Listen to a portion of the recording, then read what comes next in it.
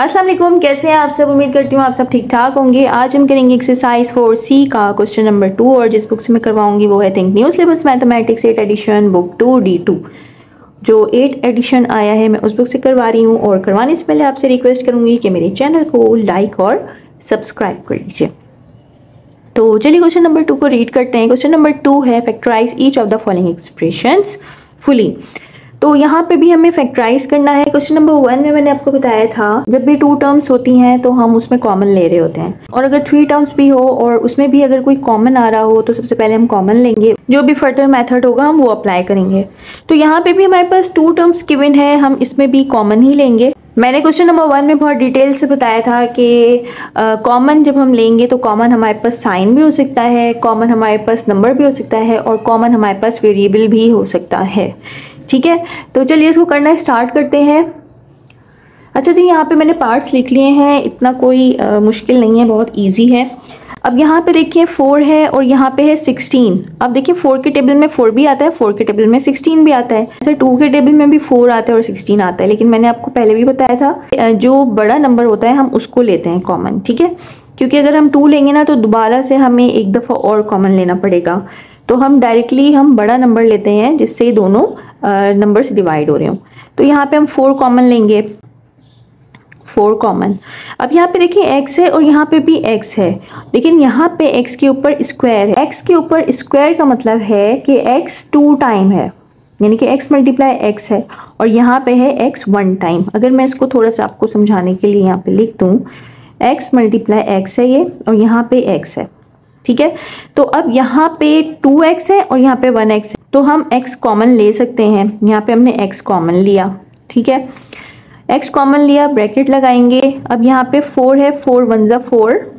ठीक है, और यहाँ पे हमने सिर्फ 1x कॉमन लिया है। हम अगर इसको इस तरह कट कर देते हैं, ठीक है, हमने क्योंकि यहाँ पे x कॉमन लिया 1 टाइम, तो यहाँ पे हमने एक x को कैंसिल आउट कर दिया। यहाँ पे क्या रह गया, एक x, तो यहाँ पे 1x ऑलरेडी रहेगा। एक x बाहर आ जाएगा तो एक x अंदर रहेगा।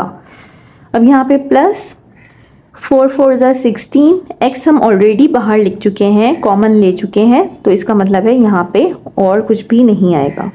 तो ये हो गया इसका आंसर। ठीक है, ये है इसका आंसर। 1 लाइन आंसर है, इतनी मुश्किल नहीं है। अब यहाँ पे देखें पार्ट बी में, यहाँ पे है 18 और यहाँ पे है 6, तो ये 3 के टेबल से हो सकता है। 3 2 जा 6 और 3 6 जा 18, 3 कॉमन। अब यहाँ पे देखें y है, y 2 टाइम्स है, y मल्टीप्लाई y है और यहाँ पे y है, दोनों में y है। यहाँ पे 1 टाइम है, यहाँ पे 2 टाइम्स है, तो हम 1 टाइम ही लेंगे क्योंकि दोनों में 2 टाइम्स y नहीं है, तो हम 1 टाइम ही y लेंगे कॉमन। ठीक है, यहाँ से हमने 1 टाइम जब बाहर हमने लिख लिया, ठीक है, 1 टाइम हमने y यहाँ पे लिखा। अब यहाँ पे है 18, 3 6 जा 18, और यहाँ पे हम y एक बाहर लिख चुके हैं, एक रह गया है, यहाँ पे हम y एक यहाँ पे लिख लेंगे, माइनस का साइन।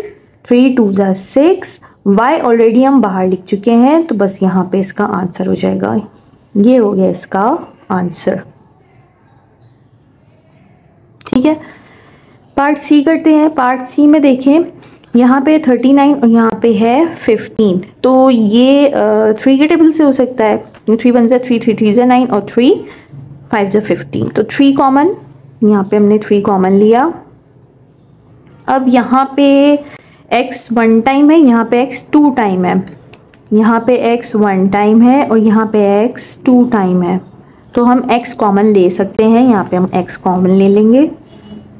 ठीक है, और यहाँ पे देखिए y है और z है, तो y z कॉमन नहीं है। अब 3 1 जा 3, 3 3 जा 9, यानी कि 13 से हो जाएगा। यहाँ पे x हम बाहर लिख चुके हैं, यहाँ पे क्या रह गया y, तो यहाँ पे हम y लिखेंगे। अब यहाँ पे माइनस का साइन लगाएंगे। अब यहाँ पे 3 5 जा 15, यहाँ पे x स्क्वायर है, यानी कि x 2 टाइम है, एक x हम बाहर लिख चुके हैं, तो यहाँ पे एक x रह गया है। यहाँ पे हम लिखेंगे 1 टाइम x और z हम एज इट इज लिखेंगे। ठीक है, अब ये मज़ीद सिंप्लीफाई नहीं हो सकता है और यही इसका आंसर है। नेक्स्ट पार्ट करते हैं, पार्ट डी। पार्ट डी में यहाँ पे देखें, साइन चेक करें, यहाँ पे माइनस है, यहाँ पे भी माइनस है, तो हम माइनस कॉमन ले सकते हैं यहाँ पे। ठीक है, साइन कॉमन ले सकते हैं, नंबर कॉमन ले सकते हैं और वेरिएबल भी कॉमन ले सकते हैं। तो यहाँ पे सबसे पहले तो हम साइन लिख लेते हैं। यहाँ पे साइन, माइनस कॉमन आ गया।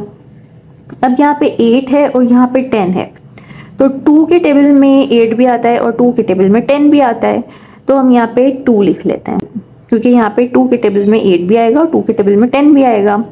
अब यहाँ पे ये जो आपको सिंबल नज़र आ रहा है ये है पाई। पाई आपने सुना होगा कि हम इसको बेसिकली सर्कल के फॉर्मूले में यूज़ करते हैं, सर्कमफेरेंस के लिए यूज़ कर रहे होते हैं। तो यहाँ पे ये पाई है और यहाँ पे भी पाई है, तो ये दोनों में पाई है, तो यहाँ पे हम पाई भी कॉमन ले सकते हैं। ठीक है, अब यहाँ पे x है और यहाँ पे x नहीं है, तो हम x कॉमन नहीं लेंगे। अब यहाँ पे y है, y 3 टाइम्स है, y के ऊपर क्यूब है, तो y मल्टीप्लाई y है, और यहाँ पे भी y मल्टीप्लाई y है, यानी कि 3y यहाँ पे भी है, 3y यहाँ पे भी, y क्यूब इसमें भी है, y क्यूब इसमें भी है, तो हम y क्यूब कॉमन लेंगे। ठीक है, सिर्फ y नहीं लेंगे, हम लेंगे y क्यूब को कॉमन। ठीक है, हम यहाँ पे ब्रैकेट लगाएंगे। अब इसको करते हैं, 2 4 ज़ा 8 हो जाएगा। ठीक है, और पाई हमने बाहर लिखा है, यहाँ पे क्या रह गया है x, हम यहाँ पे लिखेंगे x, हमने y भी कॉमन लिए। ठीक है, ये y और ये y ये भी कॉमन लिया है। और यहाँ पे माइनस का साइन है, माइनस माइनस कन्वर्ट हो जाएगा प्लस में। आप इसको इस तरह से कह लें या फिर आप इसको इस तरह से कह सकते हैं कि जब हम माइनस कॉमन ले लेंगे तो यहाँ पे कोई साइन नहीं है, जब कोई साइन नहीं होता तो यहाँ पे प्लस का साइन होता है। तो यहाँ पे हमने प्लस का साइन लगाया, 2 5 ज़ा 10। ठीक है, और यहाँ पे पाई भी हमने कॉमन लिया हुआ है और y क्यूब भी यहाँ पे कॉमन लिया हुआ है, बस यही इसका आंसर हो जाएगा। ठीक है, ये है इसका आंसर। ठीक है, 1 लाइन आंसर्स थे, इतने मुश्किल नहीं है। तो चलिए इंशाल्लाह मिलते हैं नेक्स्ट वीडियो में, जिसमें मैं करवाऊंगी क्वेश्चन नंबर 3। चलिए मिलते हैं नेक्स्ट वीडियो में, अपना ख्याल रखिएगा, अल्लाह हाफ़िज़।